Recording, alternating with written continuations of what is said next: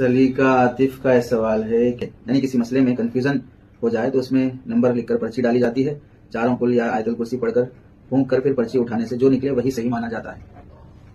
देखिए, इस्लाम में पहली बात तो यह है कि हमें किसी काम के चुनने और ना चुनने, इख्तियार करने ना करने में हमारे लिए पहली चीज जो रखी गई वह इस्तिखारा। हम नमाज पढ़ें, इस्तिखारा करें और अल्लाह से मदद मांगें कि हमारे लिए खैर मुकद्दर फरमा दे। दूसरी चीज रखी गई हमारे लिए इस्तिशारा, कि हम मशवरा कर लें कि मैं ये काम करना चाह रही हूँ, सही है गलत है।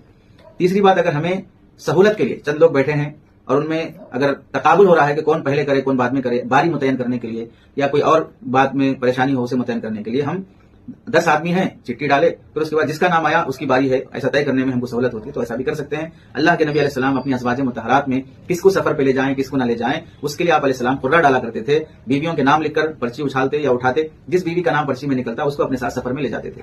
तो ये चीज अल्लाह के नबी अलैहि सलाम से साबित है, इसको कर सकते हैं। लेकिन दो बातें यहां पर समझने की है। चिट्ठी उठाने से पहले